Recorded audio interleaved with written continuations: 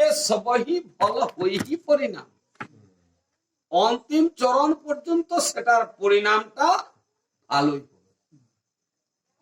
এমন ভাবে চলবে যে যেটার পরিণাম খারাপ নাই, ভালো হবে। তাই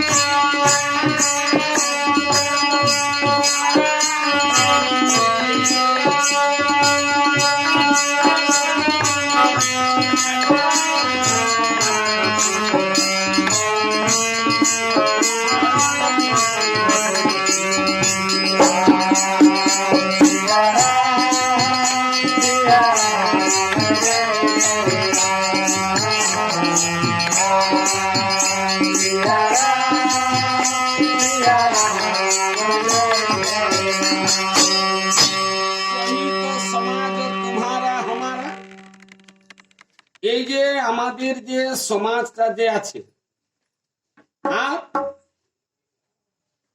যত যে ঘর বন যে কিছু আছে, সব কিছুই কেবলমাত্র কি হবে, ঘর বন পুরো প্রসাদ রাখবার। আমাদের সমাজ ঘর বন যা কিছুই আছে সব আমাদের গুরুর কৃপায়, এই গুরুর প্রভাবে সব আপনি আপ রক্ষা হবে, সব ভালোই হবে, একটাও খারাপ যাবে না। মাতু পিতা গুরু স্বামী নির্দেশ, এই মাতা পিতা গুরু আর স্বামী যে হন, ইনাদের সকল ধর্ম ধরণী ধর শেষ, ইয়াদের আজ্ঞাটার পালন করাটাই কি বটে। এই যে ধর্মরূপী যে ভূমিটা যে আছে, সেই ধর্মরূপী ভূমিটাকে যে ধারণ করেছেন কে? শেষনাগ। সেই শেষনাগের মতো বটে। আপনি আপ সব ঠিক হয়ে যাবে বলছেন। আমাদের গুরু যখন আছেন, ইনার কৃপার বলে সব ভালোই।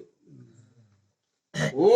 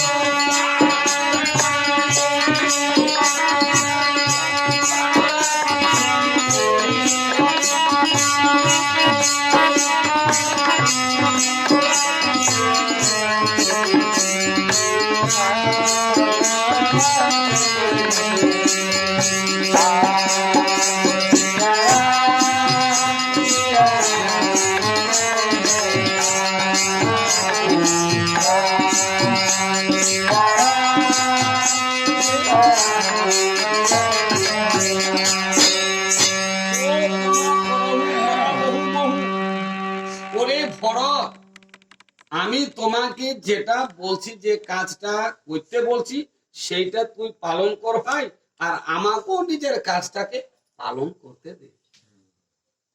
তুই তোর কাজটার পালন কর, তোর কর্তব্যটার পালন কর, আর আমি আমার কর্মটার পালন কর।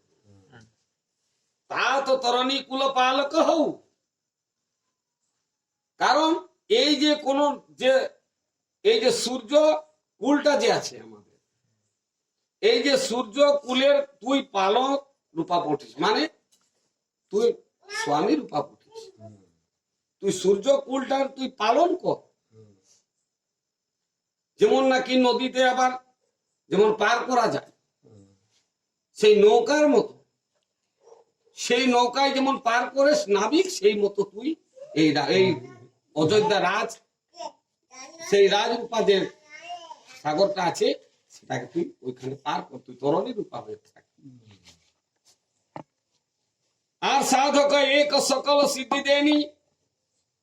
আর এই যে সাধক যেটা আছে, একটাই চিজ আছে, কি সাধক কি দেয়? কীর্তি, কিরতি, সুগতি, ভূতিময় বেনি। কীর্তি, বিভূতি আর সুগতি, এইগুলা দিয়ে যত আছে আর যত যে সিদ্ধি আছে